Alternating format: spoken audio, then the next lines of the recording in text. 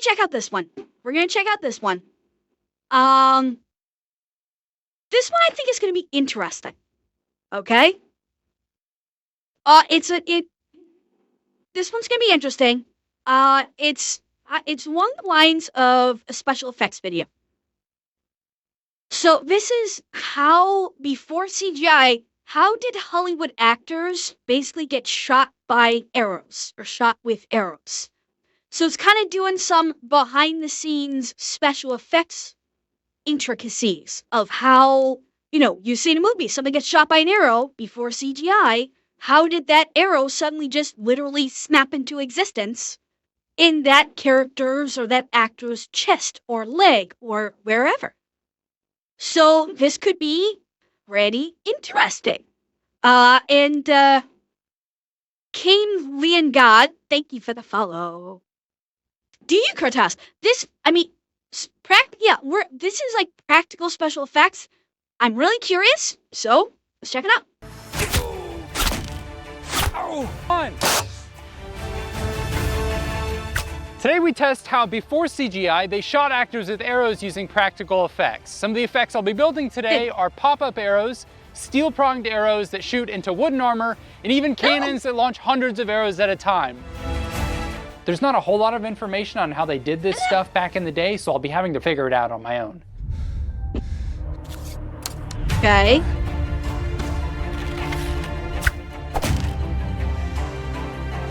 The first method of getting shot by an arrow is the pop-up rig. I've got monofilament rigged to this pop-up on the shield, and it's anchored to my belt loop. So now when I raise the shield, it pops up. Okay. Idiot! Oh, ouch! Broke the string. Essentially a spring-loaded lever that hides underneath your costume, and then the arrow folds over to the side out of view. It doesn't work if the arrow is visible the whole time it's flipping up. It needs to swing out towards the camera so that it's foreshortened as it pops up. All I had to go off of was this illustration from a book, so I 3D printed my own interpretation. I started out with this proof of concept, but it was way too big to hide underneath a shirt, so I scaled it down as small as I could and added some slots for Velcro straps to secure it to my body. The hinge pin is just some mild steel rod that I pressed in, and the torsion spring puts enough side load on it to not fall out. I used some heat set threaded inserts to install the spring and the sear. The sear holds down the arrow socket and is released with some monofilament or fishing line. I have two different versions of the sear to be able to release it pulling in different directions depending on what orientation I'm wearing it. You'll notice in some of the shots I'm releasing it myself, which doesn't sell the effect super well, but ideally you would have someone off camera release it for you. Sure. Okay, let's see. Okay. Yeah, I don't know with the right camera. For camera shots where I was already struck with an arrow, I needed something to hold the arrow on me and be hidden underneath my shirt. I came up with this design. It's printed from TPU, which is flexible to be able to conform to my body. It has a heat-set threaded insert that's installed into a counterbore from the back side of the part. This is especially important with flexible parts because when you bend the part, the hole around the insert opens up. There's a stiffener down the front to keep the weight of the arrow from bending it down. And of course it has loops for Velcro one wrap to attach it to me. For the threaded arrow, I cut the head off a screw and then drilled an undersized hole so that I could try something new, which was to heat up the screw before inserting it, kind of like how knife makers heat bed a tang into a handle. I'm not really sure it was any better than threading it in cold in this case, but it was cool to try. So in the movies when they get shot with arrows and then they break them off, I've always thought that was like nuts. Can you imagine this thing inside of you wiggling around while you're trying to snap this in half? That sounds horrifying. Yeah. Don't break it, push it through. Pushing the fleshing through. So what are the crazier ways that... Yeah, it sounds horrible, but yeah, that's what you're supposed to... Granted, if you get shot by an arrow, you want to actually just try and leave it the fuck alone. Like, if God forbid you actually suffer an arrow injury, pack it so it does not fucking move and get to the hospital. Don't try and take it the fuck out. But yeah, if for some absolutely crazy reason it has to come out, then yeah, you push it through because especially if they're like barbed or anything like that, drawing it back, peeling it out will tear apart your insides. So it's like the whole thing of push it through, going in the theory of that it's in a limb. Again, horrible idea to begin with, but if it's got to be done, pushing it through, even when you have the fletchings passing through, is still a better idea than pulling it back out because you're going to be tearing the whole God only knows what the fuck else with you on it.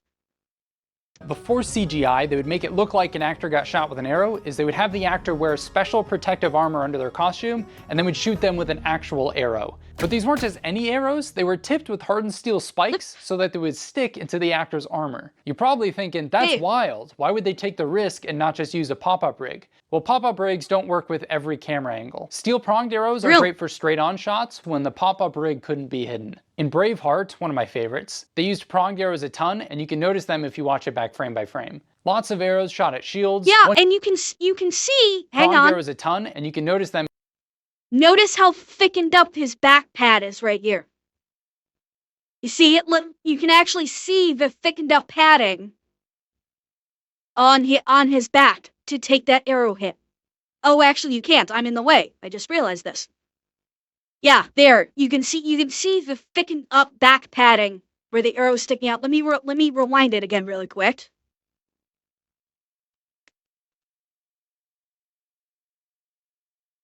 You can see it sticking out of that very thick back pad.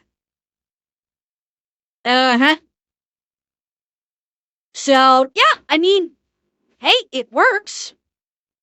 It's risky as hell, and I'm wondering if they paid the stuntmen a little bit extra, but it works. Notice them if you watch it back frame by frame. Lots of arrows shot at shields. Oh, wait a minute. Ah, and here we go. This guy, he's wearing this leather piece right here, and he took 2 arrows. He's wearing this, notice the leather piece. That leather piece obviously is probably quite thick, and he's probably got padding underneath it. Lots of arrows shot at shields. One guy you can see grab the pad on his thigh. One dude takes one in the there foot, it was. And a lot of shots where the arrow is already placed on the body and they just sell it with a quick cut and a reaction. To build this special arrow, I cut the tip off and then drilled in 2 holes. Then I sharpened some hardened steel wire, mine were 40 thousandths diameter, and I CA glued them in. Oh, and I forgot to mention, the trick to making this shot safe is guiding it with a wire, although they didn't always use this safety measure. In this case, I used monofilament. This way we can be almost certain where the arrow will land every time. Cool. To connect the arrow to the wire, I installed the world's tiniest eye screws at each end of the shaft. The threads on these are so tiny, it's hard to believe they actually bite. They also used to use piano wire or music wire, which is hardened steel wire. This is presumably true. So that they can go even thinner while still having a really strong wire. So this bow is only a 30-pound draw. I chose a pretty lightweight bow because it's just for camera and only needs to look convincing to the unkeen eye. Not like I'll actually be killing Urikai with this thing. That is true, A lightweight bow machinist. probably makes the actor look more proficient than they actually are. I know I could use all the help I could get. I've only been shooting this thing for like 2 months now. So I gotta make some wooden body armor to protect me against the steel-pronged arrows. By the way, chat, fun fact. Medieval bows, the draw strength on those bows was so strong that archers were actually a fuck ton stronger than some of the strongest warriors, at least in one arm. And the actual skeletal structure and musculature of archers in their draw arm was about, the musculature-wise, they were about, like, double the size. Their draw arm was about double the size of their non-draw arm. And yeah, it literally changed your skeletal structure, like in your shoulders. It was, oh yeah, like archers are what won bouts. It was not, it was not like knights riding in with, on horseback with swords. It was archers. Like, they're the majority of the bout, of like conflicts and major bouts. Because, well, the army's like running up, these archers, particularly if they are skilled, they're taking you down hundreds of yards away. And yeah, it's absolutely like crossbows did become revolutionary. Although crossbows could not replace like the 140-pound warbows that you could they could send arrows much further than crossbows could. Crossbows were good for like medium to short range, whereas like the warbows were like the warbows you were getting massive like they were kind of almost like artillery in a way. The way that archers would, fire arrows into the air and lob them, like they were basically artillery. Another fun fact is, you know how you see scenes like, okay, the one that I heard about is the one that I heard this compared to is like Lord of the Rings. You guys remember in Twin Towers at Helm's Deep, where all those archers, like there's the orcs have all gathered below, and the archers are all up in the wall, and all the archers were sitting there with their arrows drawn and holding with the arrows drawn back, aimed at the orcs. Yet that doesn't happen. Warbows have such a strong draw force. It was literally the way archers would work is draw, and as soon as you're back, you have about a split second to get your aim on, and you're letting go. You're not sitting there holding the draw on a fucking warbow. It is not happening. Yeah, it's knock, draw skyward down, and loose. Like you literally would with the with these bows. When you knock the bow, you actually like raise the bow skyward, effectively speaking.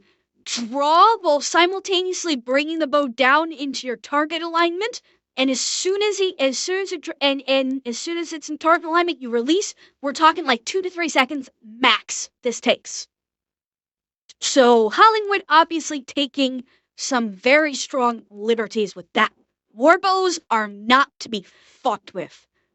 And yeah, Elchus were absolutely fucking jacked. I've been referencing this book called Secrets of Hollywood Special Effects, and they call out their old school recipe for body armor, which is an 1.5 inch hardwood backed up by 1/8 inch steel, backed up by heavy sheep's wool and leather padding. I think that is incredibly overkill. 1/8 inch of steel, that's a bit much. I think most of that is just to make the actors feel better about getting shot by an arrow. Oh, no. You back it up with an 1/8 inch of steel because you need to create basically a fucking trauma plate. That's what the 1/8 inch of steel is. This is basically redesigning Kevlar, except instead of having Kevlar fritting, you've got a wood block. You have the safety steel behind it to function like a trauma plate. So if that arrow splits the wood on impact, you have the steel there to stop the arrow. So no, I don't think that's overkill at all. Wood has a higher chance of failing than steel does. As far as the lambskin goes, that's to basically just protect the so the actor is not having this like hunk of steel and wood pressing against them. The lambskin is probably for comfort versus more safety precaution. But yeah, it's exactly, Droid. That's a very good phrasing. It's redundant safety measures, which you're firing a fucking arrow at someone. You want redundant safety measures.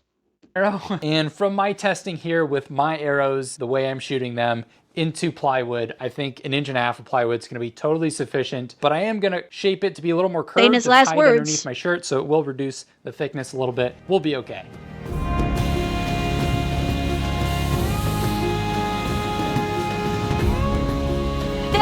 And Kane, don't worry, I know exactly what you mean. Yeah, the Mongols basically took over the world. I was going to 3D print some contoured armor, but the prongs didn't really stick well in the PLA when I tested. Archers. They just bounced off.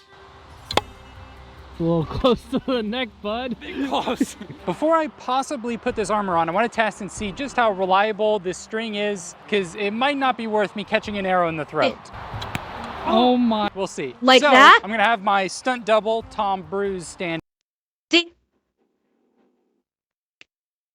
Yeah. Oops. Yeah, definitely don't rely upon your own personal aim. Oh my. We'll see. So I'm gonna have my stunt double, Tom Bruce, stand in for me as a test dummy. When they talk about doing this effect in the book, they say that an effects person would hold the end of the monofilament by hand so that they can move around with the actor as they're moving and keeping it taut at the same time. And then once they shoot, they can let go of the line and then the actor's free to move and fall over and do whatever. The book also says they used to do this shot without a wire, so freehand, but using an air gun. The author said they once shot an actor from 12 feet without a wire, so let's pace that out. Jesus. Okay. For someone who just picked up archery last month, this is kind of concerning. I don't need a full draw for this. So let's give this a shot on Tom Bruce. Oof. So anyways, let's strap that thing on me and give it a shot. Hey, what do you want to bet? Because he didn't do a full draw, that threw his aim off. Him saying, oh, I probably won't need a full draw for this. Dude, the full draw is not just to give the arrow a full send. It's also to enhance your aim. If you're not full drawing, your aim is going to be off. And yeah, like 12 feet is not anything. He missed because he's like, oh, I'll half-ass the draw. And just let it pop. Yeah, if you're going to shoot an arrow, you don't half-ass it. You do a full draw. That's not obvious at all, isn't it? Okay, so the plan is I step back and pull this taut. The light stand is now held back by the sandbag. Yeah. You kind of don't even need to shoot it. No, we need to shoot. Okay. Oh boy. You should just a tad harder this time. I gotta work on my acting, but that's crazy. I mean, it works. See some tiny holes. This is crazy. This used to be normal practice in movies, apparently, before CGI. I'm sure they still use it in niche cases now if they want a certain look. Making Hollywood-sized effects on an indie budget is really tough. So if you want to see me make larger special effects, like eventually the Dark Knight truck flip, perhaps, then supporting me on Patreon would help. I also made shin armor. Right there. Got it. Hey. Yeah, finally split the arrow. I also made this tiny plate for smaller areas like the shoulder or the butt. Okay, there's a lot of trust, dude.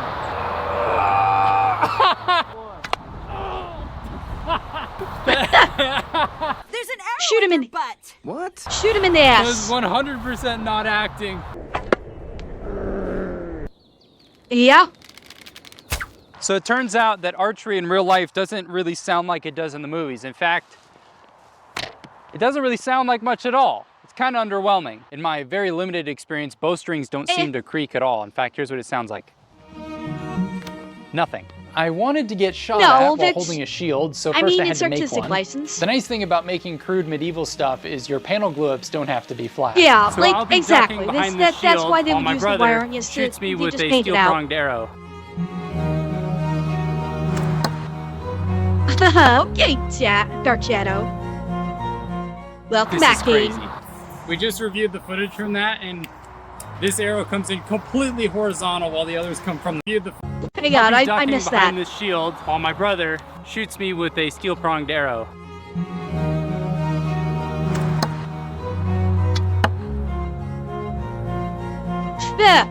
This is crazy. We just reviewed the footage from that, and this arrow comes in completely horizontal while the others come from the sky. Well, yeah, dude.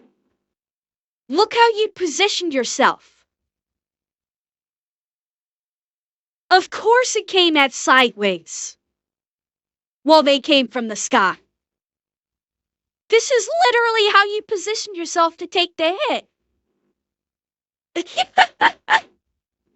All the others come from the sky. If we had a ladder and more people, we could have made this work, but instead we switched gears and tried this same shot with the pop-ups instead. This shows how these effects can be better in some cases than others. I was having trouble triggering all three at the same time with the angle I was pulling. When you put an eyelet right on the edge, then no matter what angle, you could just do the same. Like, honestly, you don't even need a ladder. You could have just stood on a freaking, like... Nice. For this shot, I He tied the monofilament to my literally could have just bootlaces. stood on the table that they were just standing by. Or if this is a truck, like, stand on the pickup truck bed and do it that way. Like, you could have just stood on something to get the downward arrow if you really wanted.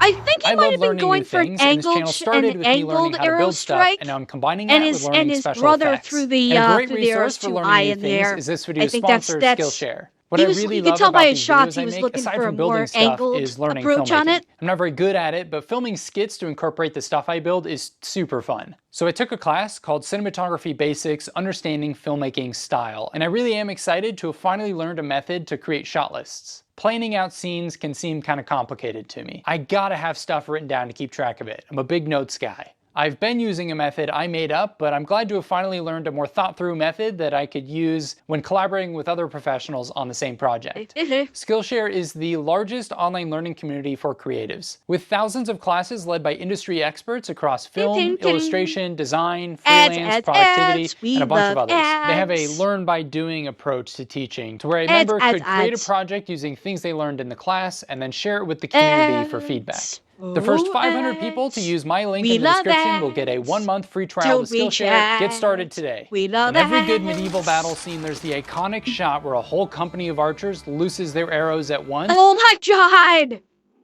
Did you see? Wait, one of those arrows went wonky. Hang on. Look at some of these arrows. Hang on, there was one I saw. Where is it? Right in here. Yeah, this one is just so, like... There's like one right in here. It literally just like gives up. This one right here. This one literally just like gives up. It's like, fuck it, I'm done. It turns sideways and goes back down. Shot where a whole company of archers loses their arrows at once to basically rain down a cloud of arrows onto their enemies. Our arrows will blot out the sun. Then we will fight in the shade.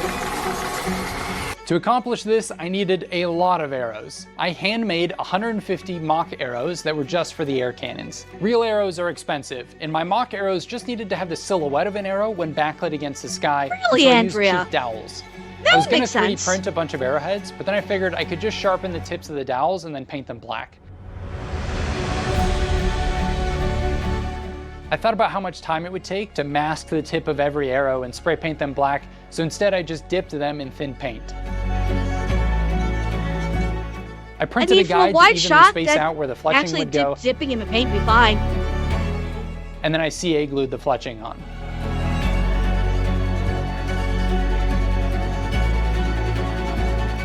Oh and I yeah, had a lot to do, so I put in some music and I knocked them out in about 4 hours. You've seen me build many different air cannons in the past, but this time I went for simplicity and low cost. I got a tire-beating air cannon, which conveniently came with a big 1.5-inch port on the side, and a 12-volt solenoid valve, which should be pretty quick and high enough flow for what I need. The barrels are a PVC pipe with a 3D printed reducer epoxied on and a foam sabot. My first test was promising, but I was pretty disappointed with how short they landed. Don't tell my HOA I'm testing ancient weapons in their park. And for the rest of the cannons, I happened to buy nicer valves that cost twice as much as the one I used on the yellow cannon. Oh my god! It works. That Not bad. was spectacular. That went like Not 3 bad. times the distance as last time. Who would have thought that a really cheap valve would have had way less flow than a high quality one? I tested a couple different barrel diameters, and of course the smaller diameter shot less arrows further, but I found the larger one had plenty of power to go the distance I wanted, and it held more arrows, which meant I needed fewer air cannons. Leo, some people don't I gotta make necessarily sure have no a one's choice. walking their dog down there before I rain hellfire down upon them. Speh. That's one of the coolest things I've ever seen. As I do air cannon kinda neat. stuff, I'm That's kinda learning neat. that it's not as much about the air pressure, because the black one actually had less than the yellow. It's more important about the flow rate and the area through the pipe.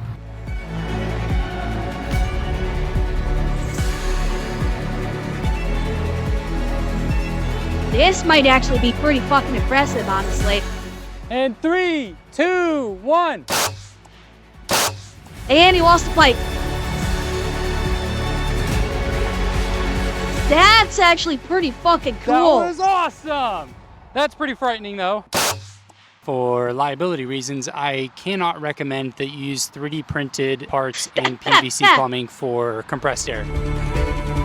For legal reasons. But that's impressive. So you're telling me that if I stood right here with 150 archers shooting at me, I would have been totally fine? Yeah, I mean, you're okay. You're also firing from a cannon, not from 150 individual archers. But I know he's making a joke, but goddammit, like, you took bundles of arrows, fired them out of a cannon, so of course they're going to spread in an odd way. They're, it's air pressure and force. They're bundled in a circle, so when you fire them, they're going to spread in a circle. If you have actual 150 archers that are lined up, you're gonna basically have a fucking wall of arrows come down on you. But he's joking, but damn it, I had to say it.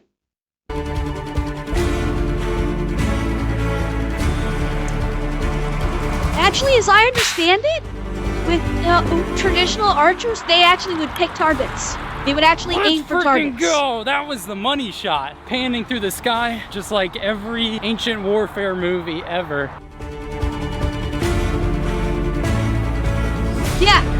Yeah, you see the separation. You can actually see the separations. Look, you see the spread. See how it's spreading in a circle. It's spreading in a circle. Archers, knock! Draw! Loose! Yeah, that's not how it works.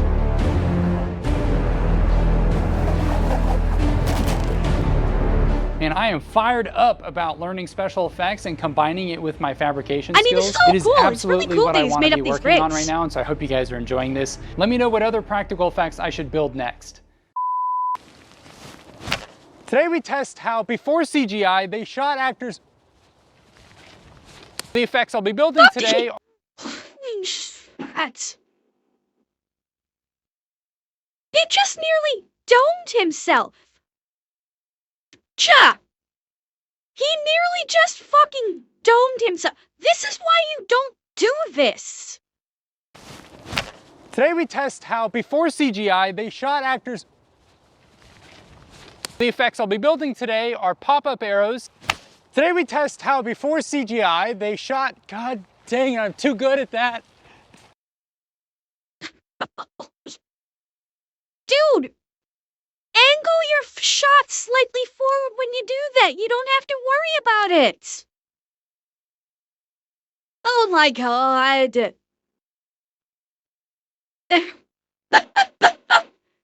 Like, I'm giving him some shit, but... Ways to die. So many dumb ways to die. Yeah. Dumb ways to die. So many dumb ways to die. Yeah. Yeah. True story. And you know what? I was giving him some shit about some of those things, but it is really cool what he was able to put together.